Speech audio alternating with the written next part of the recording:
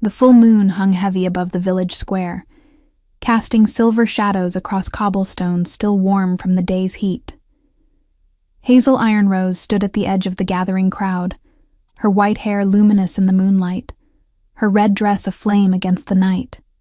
Her heart hammered with a fury she had never known, a rage that tasted like copper on her tongue.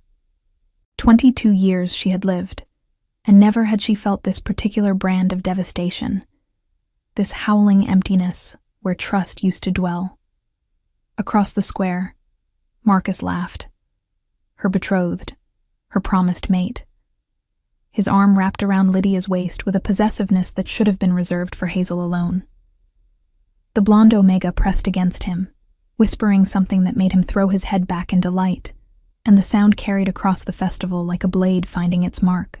Hazel's pale fingers trembled as they curled into fists, crushing the fabric of her skirt. The pack had gathered for the lunar blessing, a celebration of bonds and fate, and here stood her greatest humiliation on display like some grotesque performance. 3 months. 3 months until their binding ceremony, and he couldn't even wait until the moon waned to replace her.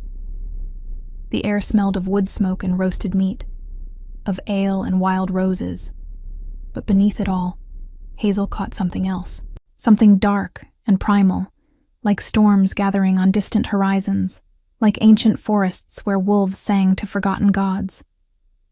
That was when she saw him. A stranger stood at the opposite edge of the square, partially hidden by the dancing shadows of the bonfire. Tall, impossibly so, with a warrior's build that spoke of countless battles and unquestioned dominance. His black hair fell past his shoulders, wild and untamed, and a beard framed a jaw that could have been carved from granite, but it was his eyes that captured her. Even from this distance, she felt their weight, molten gold that seemed to pierce through the festivities, through the crowd, through every defense she had ever built around her fragile Omega heart. He was looking directly at her. The world narrowed to a point. Marcus's laughter faded. The music became a distant echo. There was only this stranger, this dark force of nature who stood like a king surveying his kingdom, and the wild, reckless idea blooming in Hazel's chest like poisonous nightshade. She wanted revenge. She wanted Marcus to feel a fraction of the humiliation coursing through her veins. She wanted him to see that she was not some discarded thing, not some Omega to be set aside when something prettier came along. Before reason could intervene, before fear could root her to the spot, Hazel moved. Her red dress flowed behind her like spilled wine as she crossed the square. The crowd parted without realizing they did so, responding to something ancient and inexorable in her movement. She felt eyes turn toward her, heard whispers beginning like wind through dry leaves, but none of it mattered. Nothing mattered except the stranger who watched her approach with an intensity that should have frightened her, but instead set her blood ablaze. She stopped before him, close enough to see the silver threading through the black of his beard, close enough to catch his scent, pine and leather, and something wild that made her Omega instinct scream in warning and recognition both. "Do not do this," her rational mind whispered. "You do not know this man." But her heart, her broken, furious heart, had already made its choice. Before we continue with the story, tell us where you're watching from and how old you are. I hope you enjoy the story. Hazel reached up, placed her pale hands on either side of his face, and kissed him. The world exploded. It was meant to be simple, a moment of defiance, a public claiming that would make Marcus's betrayal pale in comparison. But the instant her lips met his, everything changed. Lightning shot through her veins, turning her blood to liquid fire. The mate bond, that legendary connection she had never truly believed in, snapped into place with such force it drove the breath from her lungs. The stranger went rigid beneath her touch, every muscle turning to stone. Then his hands, large enough to span her waist, settled on her hips with a gentleness that contradicted his obvious strength. He did not pull her closer, did not deepen the kiss, but neither did he push her away. He simply held her, steady as mountains, while the bond between them sang like steel being forged in sacred flame. When Hazel finally pulled back, gasping, the golden eyes that met hers had darkened to amber, flickering with something primal and possessive and utterly terrifying. What have I done? She thought, even as her soul reached for his like a flower turning toward the sun. Around them, the village square had fallen into absolute silence. The music had stopped. The dancing had ceased. Every member of the pack stood frozen, staring at the impossible scene before them. Because they knew, even if Hazel, in her sheltered existence at the pack's edge, did not know. They knew exactly who she had just kissed. An elderly wolf near the front of the crowd dropped to one knee, then another, and another. Like dominoes falling, the entire gathering sank into positions of submission and reverence, heads bowed, necks bared in the ultimate sign of respect. All except Marcus, whose face had gone the color of old parchment, and Lydia, who looked as though she might faint. The stranger, her fated mate, the man she had kissed in a moment of reckless vengeance, spoke for the first time. His voice was deep, carrying the weight of absolute authority, the kind of voice that could command armies or gentle frightened children depending on his will. "Rise," he said simply, and the crowd obeyed. Then his gaze returned to Hazel, and something softened in those fierce golden eyes, something that made her heart stutter in her chest. "You," he said with such quiet intensity it felt like a caress. "Come with me." It was not a command, not quite. It was a request wrapped in inevitability, an offer that felt like fate itself extending its hand. Hazel found her voice, though it emerged barely above a whisper. "Who are you?" A ghost of a smile touched his lips, the first break in his granite composure. "Theron Bloodthorn." And in those 3 syllables, in that single name, her entire world shifted on its axis. Theron Bloodthorn, the Alpha King, ruler of all the packs from the northern wastes to the southern seas, the warrior who had united the clans after centuries of blood feuds, the legend who supposedly could shift beneath any moon, not just the full, whose wolf was said to be the size of a bear, black as midnight with eyes like hellfire. And she had just kissed him in the middle of her village square to spite her ex-betrothed. Hazel's knees nearly gave out, but his hand tightened on her hip, holding her steady. Those golden eyes searched hers with an intensity that should have been frightening, but instead felt like coming home after a lifetime of wandering. "Breathe, little Omega," he murmured, so quietly only she could hear. "And know this.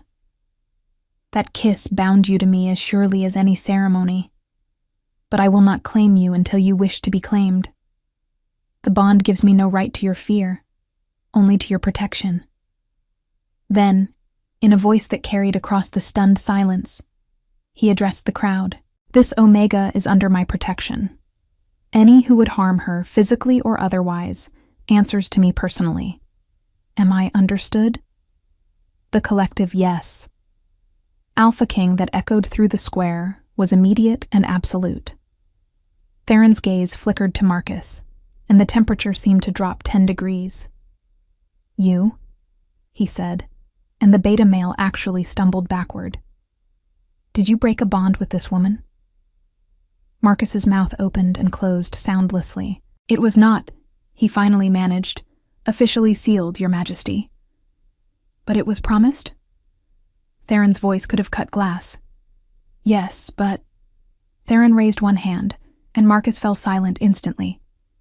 "There are no buts in matters of honor. You will leave this village at dawn. Find another pack willing to tolerate broken oaths. This one no longer has use for you." The pronouncement hung in the air like an executioner's blade. Marcus went even paler, if such a thing were possible. To be cast out of one's pack, to become a lone wolf, was a fate worse than death for most. But no one, not even the pack alpha who stood trembling near the bonfire, dared contradict the Alpha King. Theron turned back to Hazel, and the harshness melted from his features like snow beneath summer sun. "Will you come with me?" he asked again, gentler this time. "I have a camp not far from here. We should speak, you and I, about what this bond means." Hazel looked into those golden eyes and saw her entire future stretching out like an undiscovered country. Terrifying. Thrilling. Inevitable.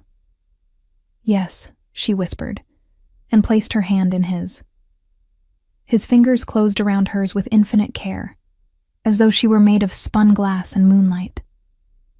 Then he led her through the crowd, which parted like water before them, out of the village square and into the forest beyond. The full moon followed them through the trees, witness to the beginning of a love story written in stardust and prophecy, in revenge and fate, in the kiss of a desperate Omega and the destiny of a king who had been waiting centuries for the touch of his true mate. Behind them, the village erupted into chaos, voices rising in shock and speculation. But Hazel heard none of it. Her entire world had narrowed to the feel of Theron's hand around hers, strong and warm and unshakable, leading her toward a future she could never have imagined when she woke that morning. The forest embraced them with shadows and silver light, and somewhere in the distance, a wolf howled its approval to the watching moon. The path through the forest was narrow, barely visible in the moonlight filtering through the dense canopy overhead. Hazel walked beside Theron in silence, acutely aware of every place their bodies nearly touched, of the heat radiating from his large frame, of the way his thumb absently stroked the back of her hand, as though he could not help himself. The bond between them hummed like a living thing, a golden thread she could almost see connecting her heart to his. It was beautiful and terrifying in equal measure, this feeling of completeness she had never known she was missing. After what felt like both an eternity and no time at all, they emerged into a clearing where a camp had been set up. It was not the rough arrangement she expected of traveling warriors. Rich fabrics in deep crimsons and golds draped over sturdy frames, creating an open-sided pavilion. A fire crackled in a stone-ringed pit, sending sparks spiraling toward the stars. The scent of cedar and wood smoke filled the air, mixing with something distinctly wild, distinctly wolf. 2 guards stood at attention near the tree line, both massive men who made even the largest wolves in Hazel's village look small. They bowed deeply as Theron approached, fist over heart in military salute. "Leave us," Theron commanded quietly. "Establish a perimeter. We are not to be disturbed." "Yes, Alpha King," they responded in unison, melting into the forest like shadows. Only when they were alone did Theron release her hand. The loss of contact felt like a physical ache, and Hazel had to resist the urge to reach for him again. He moved to a low table near the fire, poured something amber from a crystal decanter into 2 cups. "Sit," he said, gesturing to cushions arranged by the fire. "Please." Hazel settled onto the soft fabric, her red dress pooling around her like spilled blood. She accepted the cup he offered, recognized the scent of honey mead, sweet and heady. Theron sat across from her, close enough to touch but maintaining a respectful distance that spoke of careful control. For a long moment, they simply looked at each other. In the firelight, she could see him more clearly. He was older than she had first thought, perhaps in his mid-30s, with the kind of face that had seen too much war, too much loss. Scars marked his skin, thin white lines that spoke of battles won and survived. But his eyes, those extraordinary golden eyes, held a gentleness when they rested on her that seemed at odds with everything she had heard about the fearsome Alpha King. "I should apologize," Hazel finally said, her voice barely above a whisper. "What I did was unforgivable. I used you, in front of your people, to hurt someone who hurt me. I never imagined that we would be fated mates." Theron finished, and a wry smile touched his lips. "Neither did I. I came to this region to settle a territory dispute between 2 packs. A political visit, nothing more. I certainly did not expect to find my mate kissing me in a village square.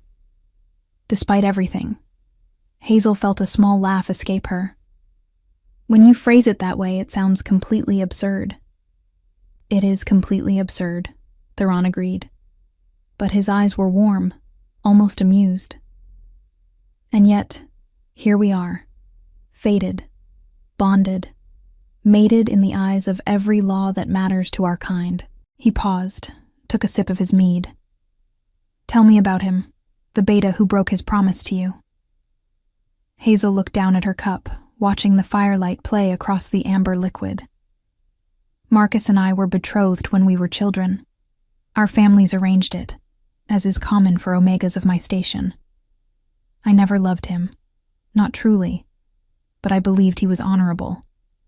I believed he would at least respect the bond enough to speak to me before finding someone else. And tonight was the first you knew of his betrayal? She nodded, feeling the familiar sting of tears threatening. I saw them together. He did not even have the decency to hide it. And she hesitated, ashamed of her own impulsiveness. I saw you, and I acted without thinking. I wanted him to feel what I felt. Small, discarded, humiliated. Theron was quiet for a long moment. When he finally spoke, his voice was soft, but carried the weight of absolute certainty.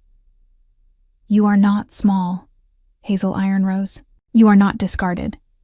And any man who would choose another over his fated mate is a fool who deserves every ounce of humiliation fate grants him. The conviction in his words made her breath catch.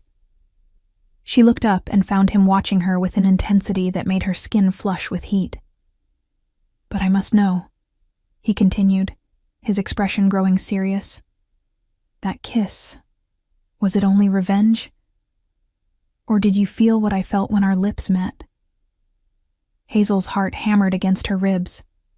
She could lie, could pretend she felt nothing, could protect herself from this overwhelming connection that had upended her entire existence in a single moment. But something in his golden gaze, some raw vulnerability beneath the warrior's exterior, made deception impossible. I felt everything, she whispered. The bond, the recognition. Like every path I had ever walked was leading to that exact moment, to you. It terrified me. It still terrifies me. Theron set down his cup and moved closer, close enough that his knee brushed hers. He reached out slowly, giving her every opportunity to pull away. And when she did not, he cupped her face in his large, calloused hand with such gentleness, it brought tears to her eyes. I have lived 37 years, he said quietly. I have fought in more battles than I can count. I have killed to protect my people, have made decisions that cost lives and saved thousands more. I have been alone for so long I forgot what it felt like to want companionship. And then you, little Omega, you crashed into my existence like a comet blazing across the night sky. He stroked her cheek with his thumb, his touch reverent. I am terrified too. Because in one heartbeat, you have become more important to me than my crown, than my kingdom, than my very life. And I do not yet know how to carry that weight without crushing it. A tear slipped down Hazel's cheek, and he caught it with his thumb. I do not know how to be what you need, she confessed. I am just an Omega from a small village. I know nothing of courts or politics or how to be a queen. Then it is fortunate, Theron said, a small smile playing at his lips, that I do not need a queen schooled in politics. I need a mate who is brave enough to kiss a stranger to reclaim her dignity. I need someone who looks at me and sees not the Alpha King, but simply Theron. Someone whose soul calls to mine across the void. He leaned forward, his forehead coming to rest against hers. Gentle, careful, asking permission with every inch of movement. I will not claim you tonight, he whispered, his breath warm against her lips.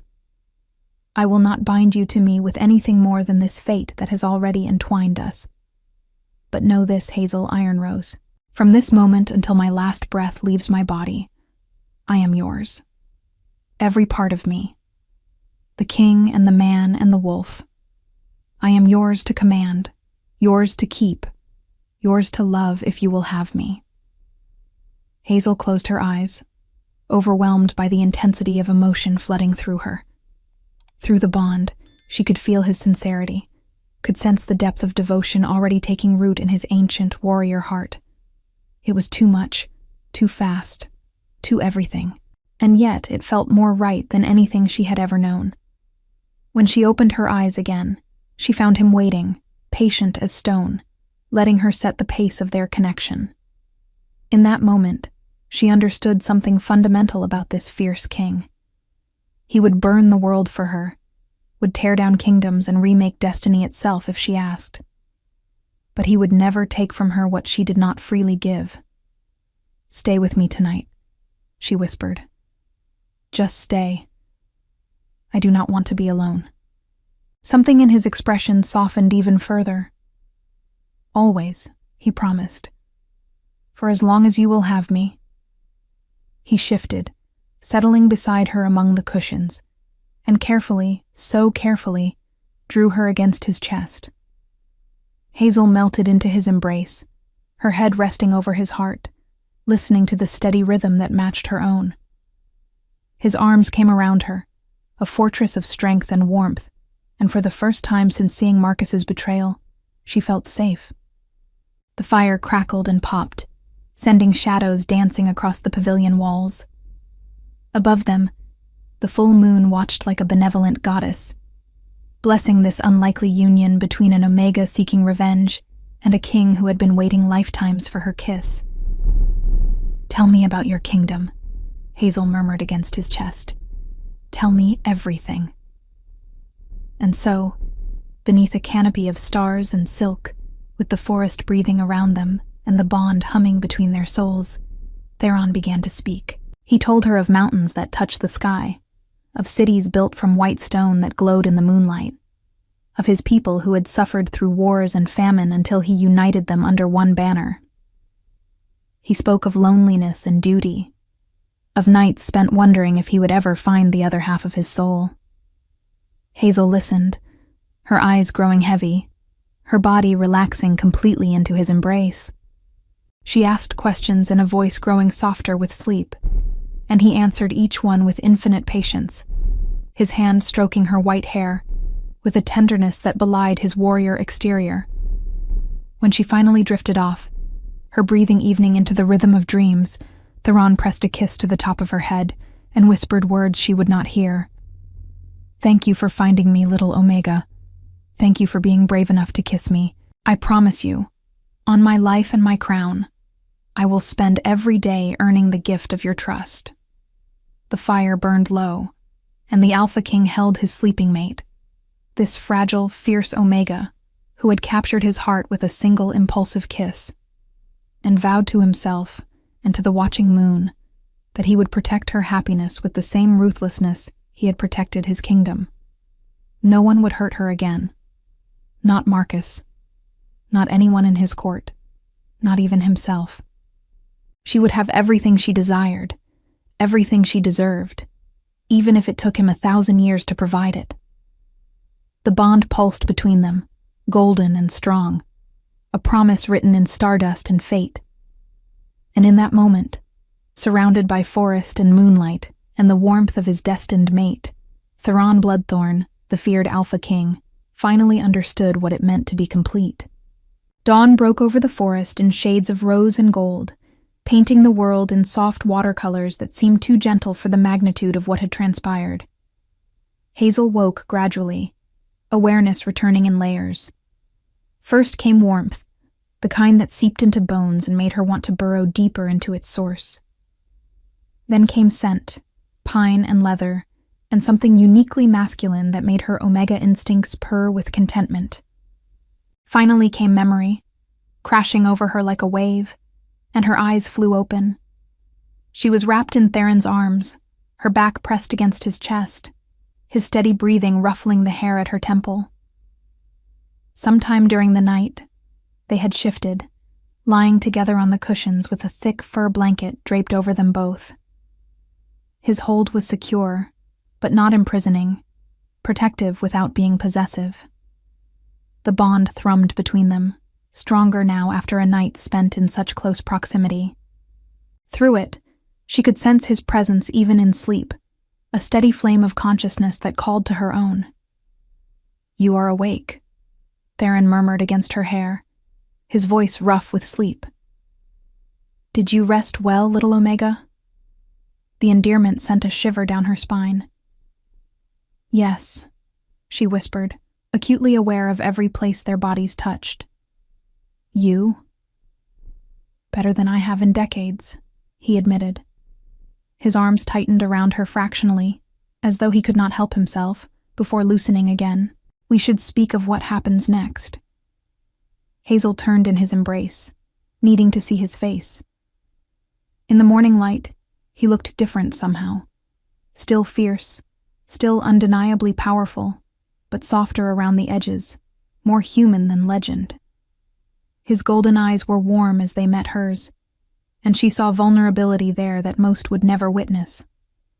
"What does happen next?" she asked. "I have no illusions about fairy tales, Theron.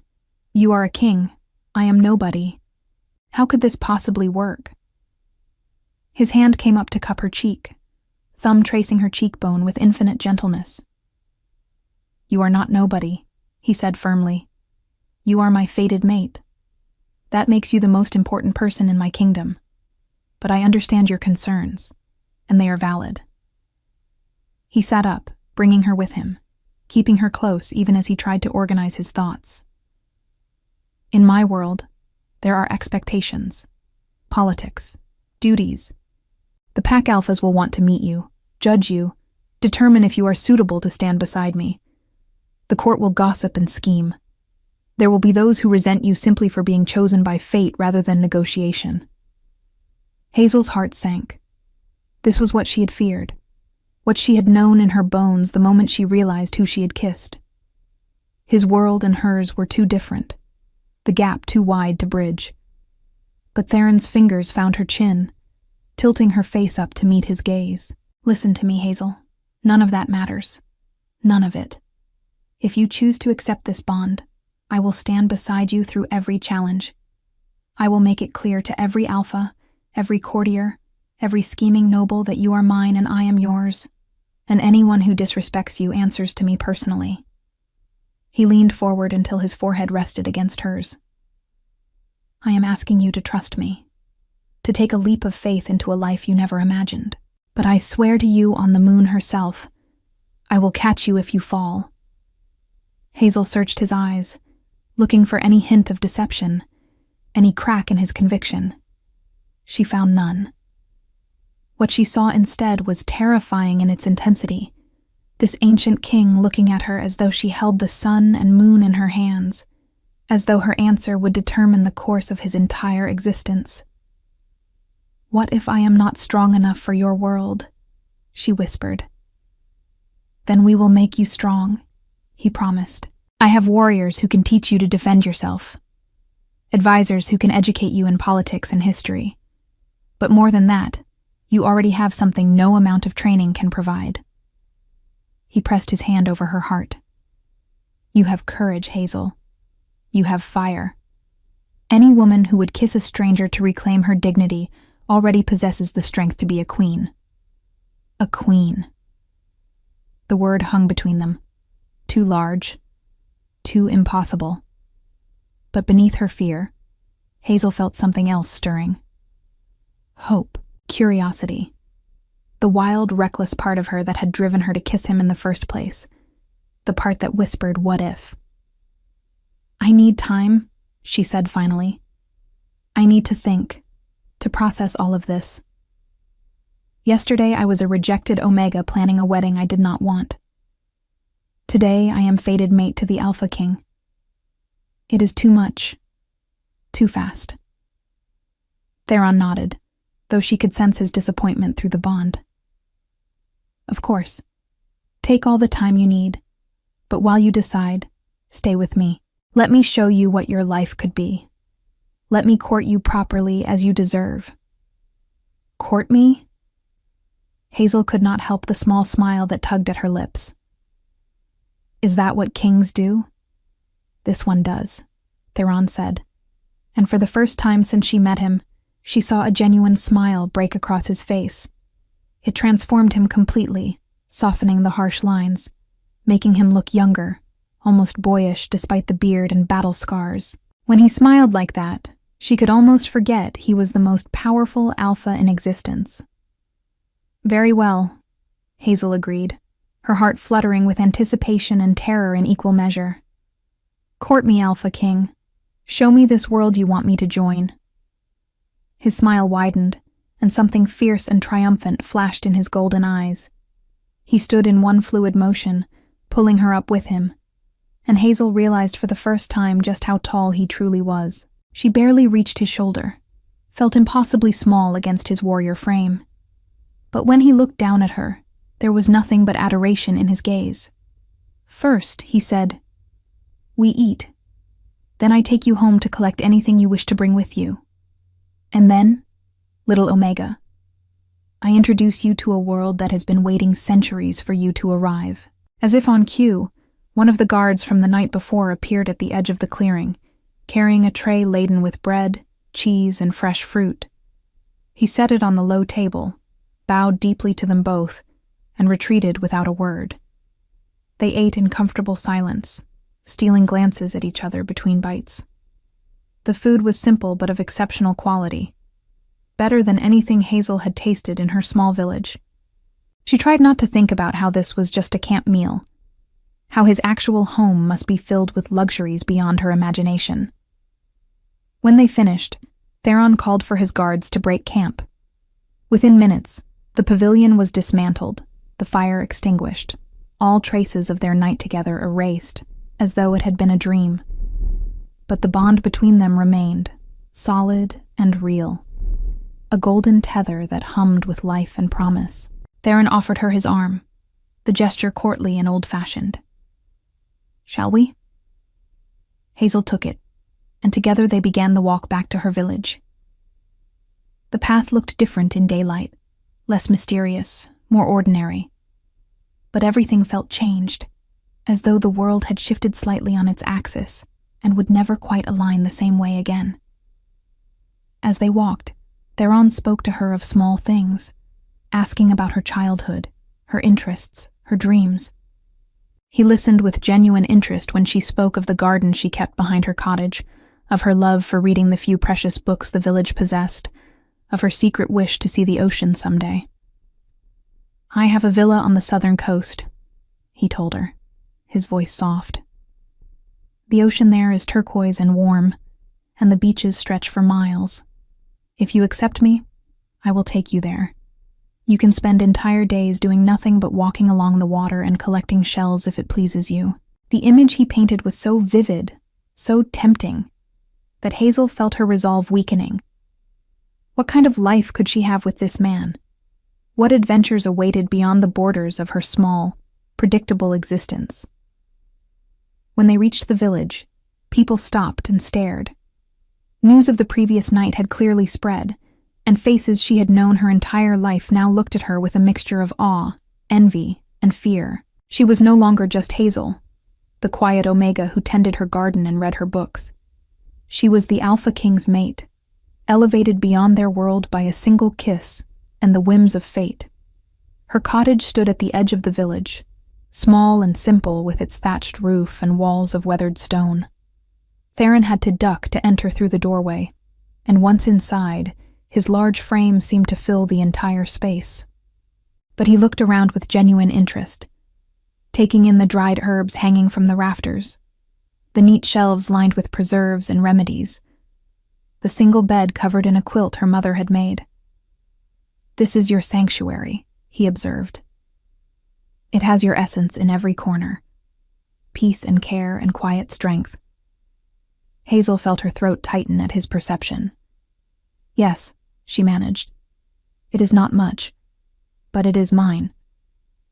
Theron turned to her, and the understanding in his eyes nearly undid her. "I am asking you to leave this behind," he said quietly. "I know what that means, Hazel. I know I am asking you to sacrifice your peace for my chaos. If you decide you cannot do this, if you choose to reject the bond, I will understand. It will destroy me, but I will understand. The raw honesty of his words, the vulnerability he showed despite his power, made her decision crystallize. She could not promise forever. Not yet. But she could promise to try. "Help me pack," she said. "If I am to see your world, I should not do so empty-handed." Something blazed in his golden eyes, hope and relief and fierce joy. He nodded and began helping her gather her belongings. It was surreal, watching the Alpha King carefully wrapping her herb jars in cloth, holding her books with reverent care, handling her possessions as though they were treasures worth more than gold. When they emerged an hour later, Hazel carried a single pack containing her most precious items. Theron had tried to insist she bring everything, but she refused. This was not a permanent move. Not yet. This was a trial, a testing of waters, a leap of faith with the safety net of knowing she could return if needed. A commotion at the village square drew their attention. A group had gathered, and at its center stood Marcus, looking haggard and desperate. When he saw Hazel and Theron approaching, he pushed forward, falling to his knees in the dirt. "Please," he begged, looking up at Theron with wild eyes. "Please, Your Majesty, do not cast me out. I will do anything, serve you in any capacity. I made a mistake, but surely not one deserving of exile." Theron's expression went cold, all the warmth he had shown Hazel vanishing beneath the mask of the Alpha King. "You broke a sacred promise," he said, his voice carrying across the square. "You dishonored your mate and your pack. In my kingdom, such actions have consequences, but—" "There are no buts," Theron cut him off. Then his eyes flickered to Hazel. "However, this offense was against my mate. Therefore, the judgment should be hers." Every eye in the village turned to Hazel. She felt the weight of their stares, the expectation, the curiosity. Marcus looked at her with desperate hope, perhaps thinking she would be merciful, would save him from the fate his actions had earned. Hazel looked at the man she had once believed she would marry. She felt nothing, no residual affection, no desire for revenge. He was simply a stranger now, someone who belonged to a life she was leaving behind. "Let him stay," she said quietly. "But the betrothal is broken, officially and irrevocably. He is nothing to me, and I wish him to remain nothing." Marcus's shoulders sagged with relief, but Hazel had already turned away, dismissing him as thoroughly as he had once dismissed her. She looked up at Theron and found him watching her with something like pride in his eyes. "Wise and merciful," he murmured. "You will make an extraordinary queen," Hazel Ironrose. They left the village shortly after, Theron's guard falling into formation around them. Hazel looked back only once, taking in the familiar cottages, the square where she had played as a child, the life she was leaving behind. Part of her ached with loss, but a larger part thrilled with anticipation. The Alpha King walked beside her, his hand finding hers, their fingers intertwining. Through the bond, she felt his steady presence, his quiet strength, his absolute devotion to her happiness. Whatever came next, whatever challenges awaited in his world of courts and politics, she would face them with him. And somehow, that made everything seem possible. The journey to the capital took 3 days, each one revealing new facets of the man who would be her mate. By day, Theron rode a massive black war horse, every inch the warrior king as he commanded his guard with quiet efficiency and handled the logistics of their travel with practiced ease. But in the evenings when they camped, he transformed into something softer. He brought her wildflowers he spotted along the road. He asked her opinion on matters of governance, genuinely listening to her answers. He told her stories of his childhood, of learning to fight, of the day he first shifted and felt the power of his wolf. And every night, he held her as she slept, patient and careful, never asking for more than she was ready to give. The bond between them deepened with each passing hour.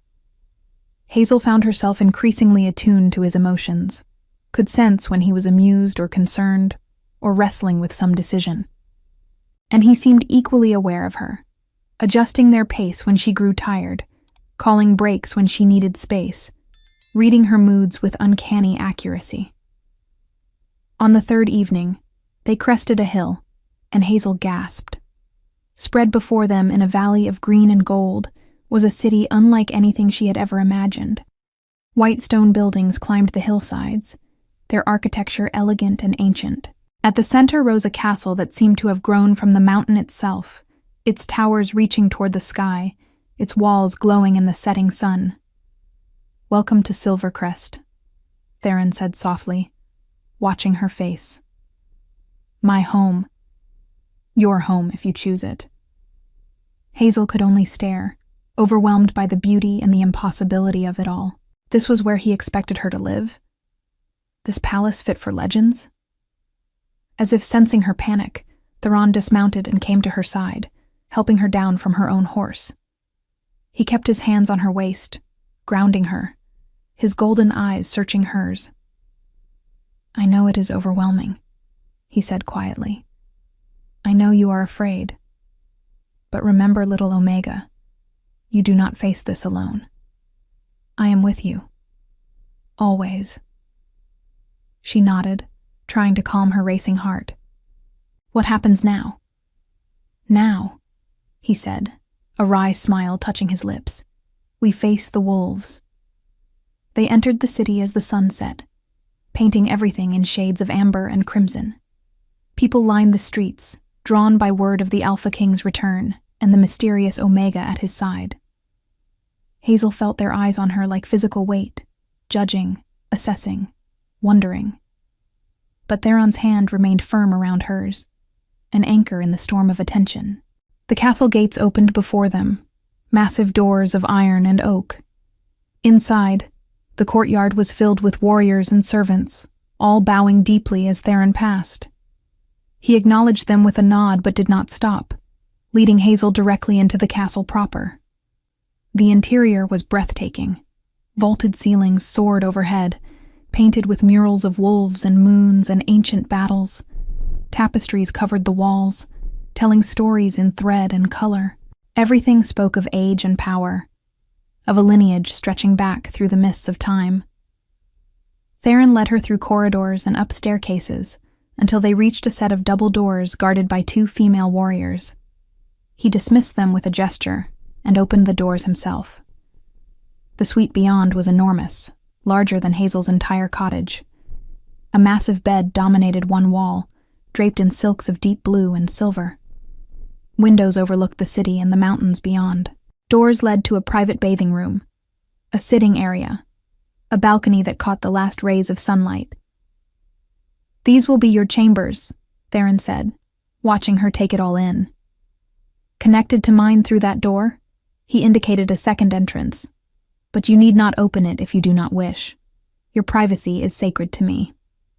Hazel walked to the windows, looking out over the kingdom spread before her. From here, she could see the entire valley, the city lights beginning to twinkle in the gathering dusk, the forest stretching toward distant horizons. "It is beautiful," she whispered. Theron came to stand beside her, close but not touching. "Yes," he agreed, but he was looking at her, not the view. A knock at the door interrupted the moment. At Theron's command, a middle-aged woman entered, her bearing respectful but confident. She had the look of someone accustomed to authority, her graying hair pulled back in a neat braid, her dress elegant but practical. "This is Elena," Theron introduced. "She runs my household and knows more about this castle than I do. She will help you prepare for tonight." "Tonight?" Hazel asked, apprehension rising. "The Pack Alphas are gathering for a formal dinner," Theron explained, his expression apologetic. "They have been waiting to meet you since word reached them of our bond. I cannot delay it without appearing weak, and I will not give them that advantage." He took her hand, his thumb stroking her knuckles. "But you will not face them alone. I will be beside you the entire time." After Theron left to attend to his own preparations, Elena proved to be efficient and kind. She drew a bath infused with oils that smelled of lavender and rose, helped Hazel wash away the dust of travel, and then brought forth an array of gowns that made Hazel's red dress look like peasant rags by comparison. They settled on a dress of midnight blue silk that seemed to shimmer like starlight. It hugged her figure before flowing to the floor in elegant folds, and the neckline was modest, but showed enough skin to be alluring. Elena dressed her white hair in an intricate braid, woven through with silver thread, and placed a delicate circlet on her head. When Hazel looked in the mirror, she barely recognized herself. She looked older, more sophisticated, like someone who belonged in a place like this. But her eyes betrayed her fear. "Remember, child," Elena said gently, "you are the Alpha King's fated mate. That makes you more powerful than any Alpha in that room except him. The bond chose you. Never forget that." The words helped, but Hazel still trembled as she waited for Theron to come for her. When the door between their chambers opened, she turned and felt her breath catch. He wore formal attire, black and silver that emphasized his warrior build. His long hair had been pulled back partially, revealing the strong lines of his face. But it was his expression when he saw her that made her heart stutter. He looked at her as though she were a miracle made flesh, as though the sight of her in that dress had stolen every coherent thought from his mind. "You are," he began, then seemed to lose the ability to speak. He crossed to her in 3 long strides, taking her hands in his eyes blazing with emotion. "You are the most beautiful thing I have ever seen in my very long life." Hazel felt heat flood her cheeks. "It is the dress," she deflected. "No," he said firmly. "It is you. It has always been you, Hazel. Before I knew your name, before you kissed me, there was something in my soul that was waiting, that knew you were out there somewhere. And now that I have found you, I see beauty in everything because you are part of my world." He pressed a kiss to her forehead, tender and reverent, before offering his arm. "Ready to meet the wolves?" "Not even slightly," she admitted. "Good," he said with a roguish grin. "Neither am I. We will be terrified together." The great hall was filled with power. Hazel felt it the moment she and Theron entered, a pressure in the air that came from dozens of alphas gathered in one space. Long tables had been arranged in a U shape, with an elevated head table where she and Theron would sit. The alphas and their entourages stood as they entered, and the weight of their combined attention was almost physical. Theron's hand tightened on hers as he led her to the head table. He waited until she was seated before taking his own chair, a subtle signal that her comfort came before his own status. "Be seated," he commanded, and the room obeyed. As servants began bringing forth courses of food, the alphas stared openly. Hazel could read their thoughts on their faces. Who was this unknown Omega to capture the heart of their king? What pack did she come from? What made her special enough to wear that circlet, to sit in a chair that had been empty for centuries? One alpha, a hard-faced woman with steel-gray hair, spoke up. "Your Majesty, we are honored to be in the presence of your mate. But I must speak plainly. We know nothing of her. Her lineage, her training, her suitability for the position she now holds." Theron's expression went glacial. "Alpha Morgana," he said softly, and the threat in his tone was unmistakable. "My mate's suitability was determined by fate itself. Or do you question the moon's judgment?" A ripple went through the room. No one questioned the sacred bonds, not openly. But Morgana persisted, though more carefully. "Of course not, Your Majesty. But tradition demands nothing where fated mates are concerned."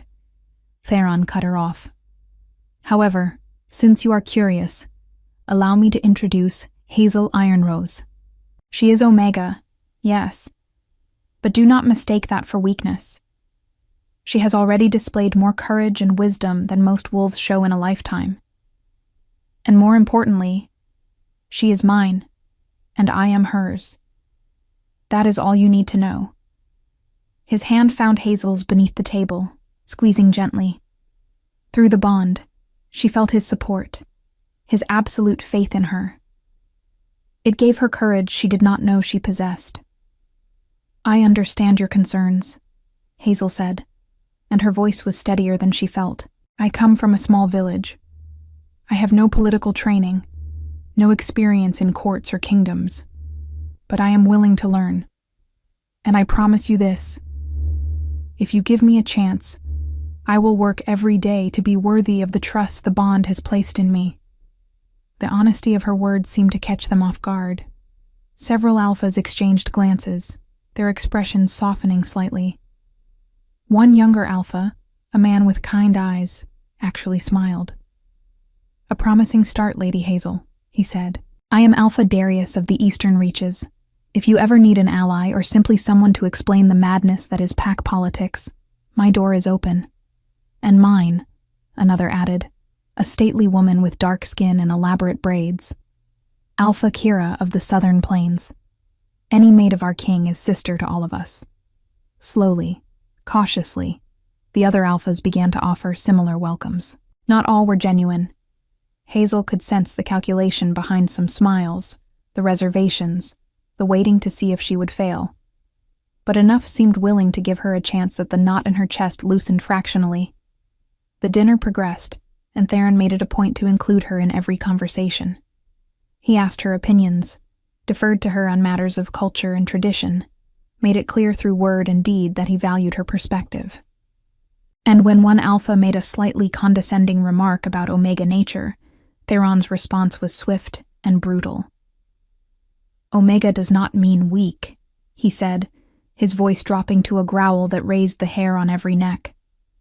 "My mate possesses the strength of survival, the courage of defiance, and the wisdom to choose mercy over revenge.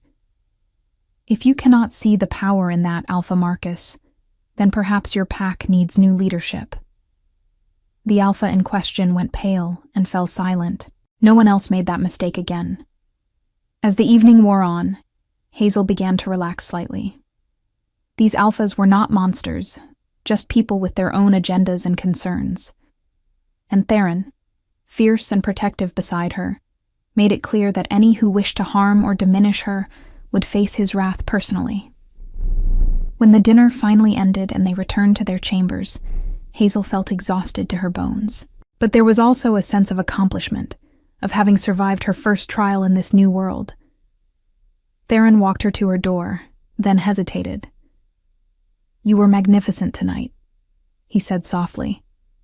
"Every moment you proved exactly why fate chose you." "I was terrified," Hazel admitted. "I know." He reached out, tucked a strand of white hair behind her ear. "But you faced that fear and did what needed to be done. That is the definition of bravery, little Omega." They stood close, breathing the same air, the bond humming between them. Hazel felt the pull, the desire to invite him into her chambers, to explore this connection that grew stronger with every passing moment. But something held her back, some last vestige of uncertainty. As if sensing her hesitation, Theron stepped back, though the effort clearly cost him. "Good night, Hazel," he said. "Sleep well, and know that I am here if you need me." He turned to go, but Hazel's hand shot out, catching his wrist.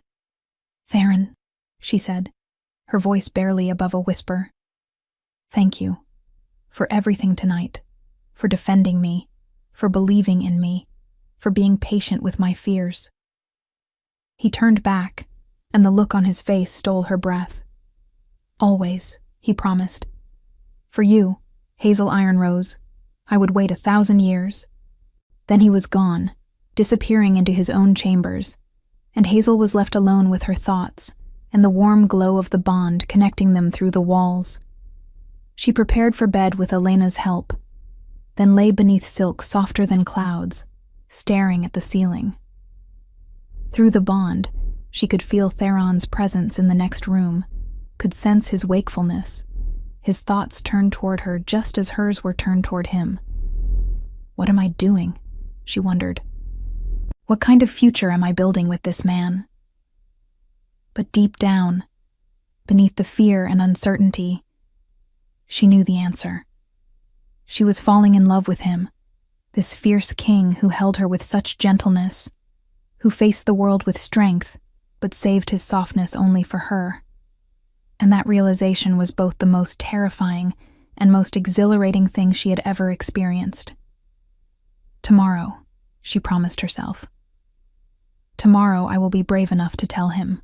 But tonight, she let the bond sing her to sleep, wrapped in the comfort of knowing her mate was close, that she was safe, that she was exactly where she was meant to be. The next weeks passed in a blur of activity. Theron, true to his word, ensured Hazel had everything she needed to succeed in her new role. He assigned her tutors in politics and history, warriors to teach her self-defense, etiquette masters to school her in court protocol, but he also made sure she had time for herself, for her garden that she established on a sunny terrace, for her books, for quiet moments of peace. And through it all, he courted her with a dedication that left her breathless. He brought her gifts not of jewels or gold, but of things that showed he truly saw her. Rare books he thought she would enjoy, seeds for flowers that would thrive in her garden, a carved wooden box to hold her precious herbs. He took her riding through his lands, showing her the beauty of his kingdom. They visited villages where children ran laughing through the streets, where wolves lived in harmony under his rule. They walked through ancient forests where the trees whispered secrets older than memory. They stood on cliffs overlooking the sea, and Theron told her stories of the waves while the wind tangled their hair together. But more than the grand gestures, it was the small moments that captured her heart. The way he sought her out first thing each morning, needing to see her face before facing his duties. The way he listened when she spoke, truly listened, as though her words were treasures to be collected. The way he defended her without hesitation, but also trusted her to defend herself when she was ready. He was, she realized, exactly what she had always needed. Strong enough to protect her, but wise enough to let her grow. Fierce to the world, but gentle with her heart. A king in every sense, but a man devoted entirely to her happiness. The bond between them deepened with each passing day, growing from a golden thread to a golden cord, unbreakable and eternal. And Hazel found herself opening to him in ways she had never opened to anyone. She told him of her childhood, of the loneliness of being an Omega in a pack that valued strength above all. She confessed her dreams and fears, her hopes for a future she was only beginning to imagine. And he shared himself in return. He told her of the weight of his crown, of the loneliness that had haunted him for decades, of nights spent wondering if he would spend eternity alone. He showed her scars both physical and emotional, trusted her with vulnerabilities he showed no one else. But still, she hesitated to fully accept the bond. Some part of her held back, afraid that if she gave everything, if she opened completely, something would shatter this beautiful dream. The turning point came on a night when autumn had painted the world in shades of fire. A ball had been held to celebrate the harvest, and Hazel had danced until her feet ached. Theron had been pulled away by urgent business, some dispute requiring the king's immediate attention, and she had retired to her chambers alone. She was brushing out her hair when she heard shouting from outside. Alarmed, she moved to her balcony and saw commotion in the courtyard below.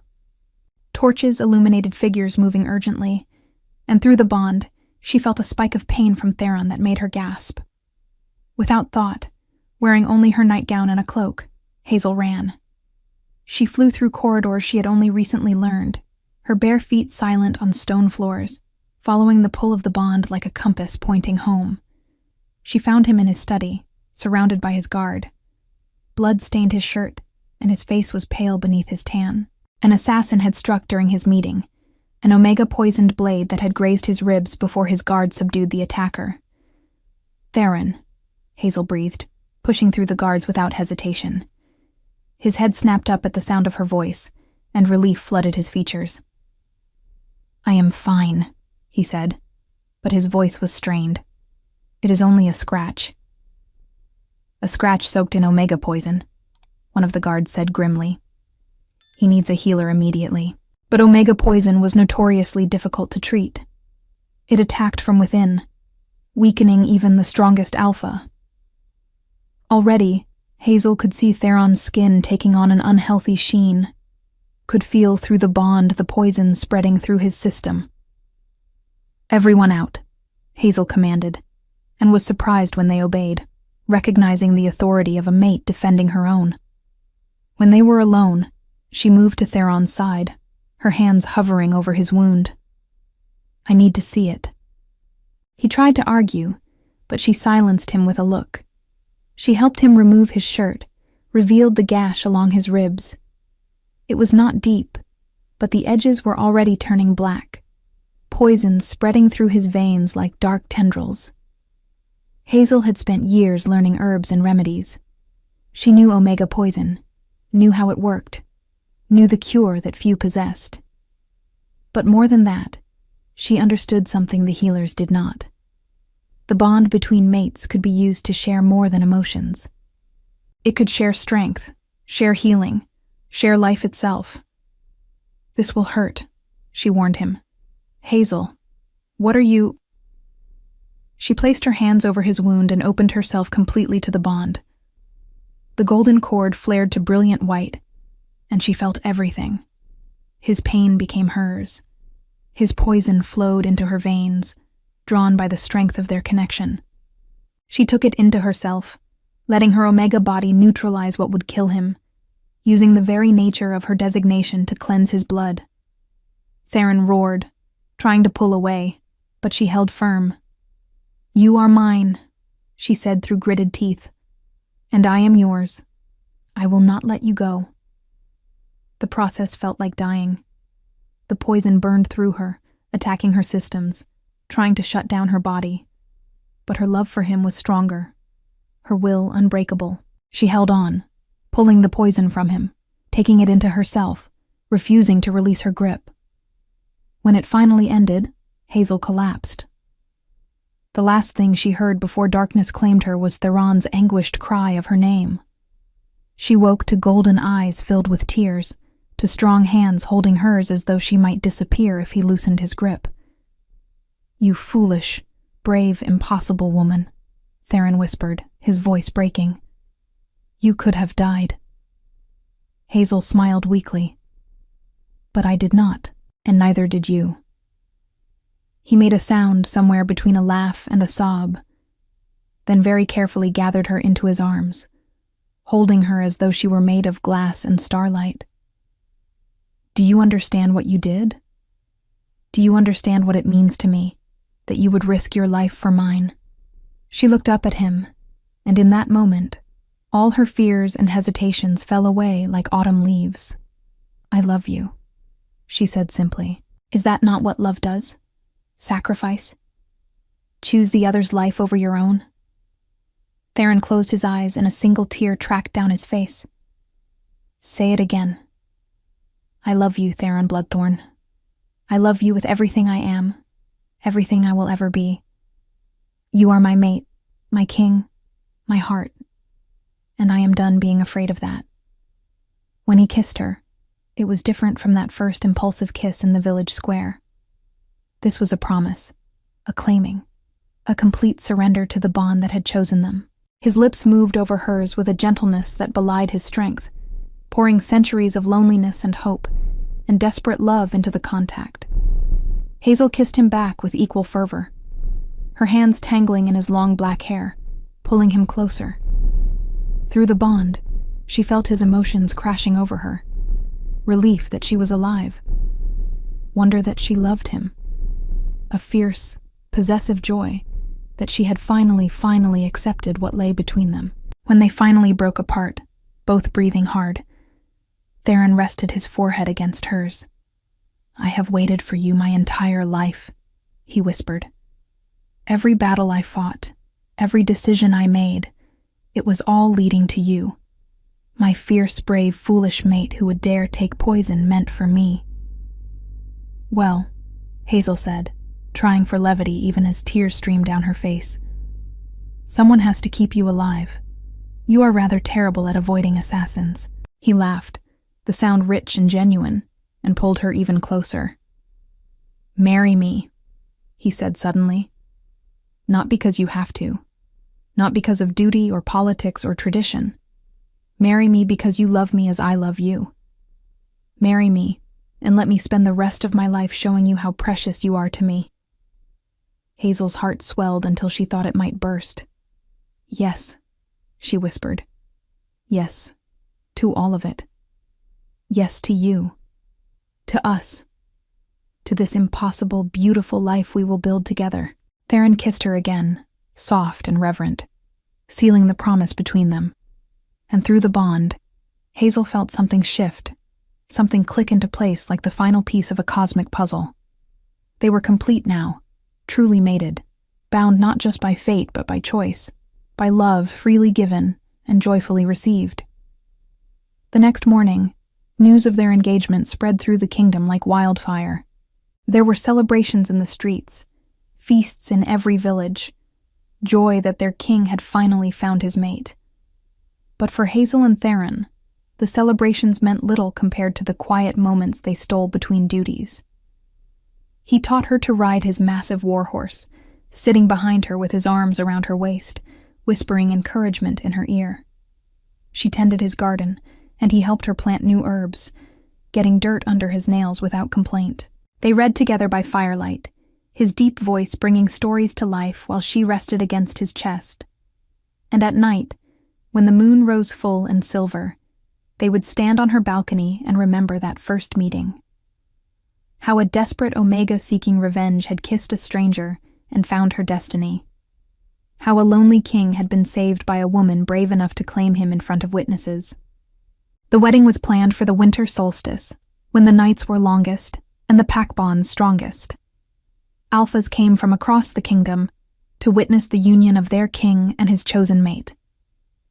The ceremony was held beneath the open sky, with the full moon watching like a benevolent goddess. Hazel wore a gown of white and silver, her white hair crowned with moonflowers. Theron stood before her in formal black, looking every inch the Alpha King, except for the softness in his eyes when he gazed at her, the wonder in his expression that said he still could not quite believe she was real. The pack shaman conducted the ceremony, binding their wrists with silver cord while blessing their union. But when it came time for them to speak their vows, they had written their own. Hazel Ironrose, Theron said, his voice carrying across the assembled crowd, but speaking only to her. You kissed a stranger to reclaim your pride, and in doing so, you reclaimed my heart. You taught me that strength is not just about power, but about the courage to be vulnerable, to love without reservation, to risk everything for the sake of another. I vow to protect you always, to cherish every gift you give me, to be worthy of the faith you have placed in me. I am yours, completely and eternally. My kingdom is yours, my wolf is yours, my heart is yours. From this day until my last breath, I am your mate, your partner, your home. Tears streamed down Hazel's face as she spoke her own vows. Theron Bloodthorn, you are the fiercest warrior I have ever known, and yet you hold me with such gentleness. You are a king to millions, but you kneel before me with humility. You could have any mate in this kingdom, yet you chose me, saw worth in me when I could not see it in myself. I vow to stand beside you in all things, to be your strength when you falter, your comfort when you hurt, your joy when darkness threatens. I vow to love you with the same ferocity you show the world, and with the same tenderness you show me. I am yours, Theron. Forever. When the shaman pronounced them mated for life, Theron pulled her into his arms and kissed her beneath the approving moon. The crowd erupted in howls of celebration, the sound rising to the stars. But Hazel heard none of it. Her entire world had narrowed to this moment, to this man, to this love that had begun with a kiss of revenge and bloomed into something eternal. The feast lasted until dawn, but eventually, Theron stole her away to their private chambers. Someone had scattered rose petals across the floors, lit candles that filled the space with warm light. But neither of them paid attention to the romantic setting. They only had eyes for each other. "My queen," Theron whispered, backing her toward the bed with reverent slowness. "My mate. My everything." "My king," Hazel responded, her hands working at the buttons of his formal shirt. "My protector. My love." What happened next was sacred, a complete joining of body and soul that sealed the bond between them irrevocably. Theron loved her with the same careful intensity he brought to everything regarding her, worshipping every inch of her skin, learning what made her gasp and shiver. And Hazel gave herself to him completely, holding nothing back, showing him with touch and whisper how deeply he had claimed her heart. When they finally lay tangled together in the aftermath, both breathing hard, Theron traced idle patterns on her back while she rested her head over his heart. "Thank you," he said quietly. "For what?" Hazel asked, drowsy and content. "For kissing me that night. For being brave when I needed you to be. For choosing to love me despite all the reasons you should not. For making me believe in fate." Hazel tilted her head up to meet his gaze. "I could say the same to you. You taught me that I am stronger than I knew. That Omega does not mean weak. That I deserve to be loved with the same intensity I give." "We saved each other," Theron said, pressing a kiss to her forehead. "That is what fated mates do." They fell asleep as the sun rose, wrapped in each other's arms, the bond between them glowing bright and strong. Outside their window, the kingdom celebrated, but inside their sanctuary, there was only peace, only love, only the quiet contentment of two souls that had finally found their home. Years passed like water flowing over stone, each season bringing new joys and challenges. Hazel grew into her role as queen, earning the respect of even the most skeptical alphas through her wisdom and compassion. She opened schools for Omegas, teaching them that they were not lesser but different, valuable in their own right. She established healing centers, using her knowledge of herbs to help those in need. And through it all, Theron stood beside her, supporting her initiatives, celebrating her victories, comforting her through her failures. He was exactly what he had promised to be, her partner, her protector, her greatest advocate. They had children eventually, 3 pups who inherited their father's strength and their mother's gentleness. Theron was a devoted father, fierce in his protection of his family, but playful and loving with his little ones, in ways that made Hazel fall in love with him all over again. On quiet evenings, when the children were asleep and the kingdom at peace, they would sometimes return to that village where it all began. They would stand in the square where she had kissed him, remembering the fear and desperation and wild courage that had brought them together. "Do you ever regret it?" Theron asked once, his arms around her waist as they watched the moon rise. "Kissing a stranger to get revenge?" Hazel turned in his embrace, reaching up to cup his bearded face. "Never," she said firmly. "That kiss led me to you, to this life, to everything I never knew I needed. How could I regret the best decision I ever made?" He smiled, that rare, brilliant smile he reserved only for her, and kissed her beneath the same moon that had witnessed their beginning. And if someone had asked Hazel Ironrose Bloodthorn, Queen of the Wolves, if she believed in fate, in destiny, in love at first kiss, she would have laughed and pointed to the man beside her, to the king who had been waiting centuries for an Omega brave enough to claim him, to the mate who had shown her that sometimes the greatest revenge is not hurting those who hurt you, but finding a love so powerful it makes their betrayal irrelevant. She had kissed a stranger to get revenge for a betrayal, unaware he was the Alpha King, her fated mate, and in doing so, she had found not just love, but herself, her strength, her purpose, her home. It was, she often reflected in the years that followed, exactly as it was meant to be. The moon had known. Fate had known. And somewhere deep in her soul, beneath the pain and anger of that long-ago betrayal, she had known too. She was always meant to find him. He was always meant to find her. And that kiss, that impulsive, reckless, perfect kiss, was simply destiny taking its course. Two souls recognizing each other across the chaos of the world and saying yes. Yes to love. Yes to forever. Yes to the beautiful, impossible, magical reality of finding your other half when you least expect it. And they lived, truly and deeply and magnificently, ever after. We'd love to hear your thoughts on this beautiful love story. Let us know what you thought of this tale full of emotions and surprises. Tell us your name, where you're watching from, and rate this story from 0 to 10 if it touched your heart. And if you enjoyed the plot, don't forget to leave a like and subscribe to the channel so you don't miss the amazing new stories coming soon. See you next time.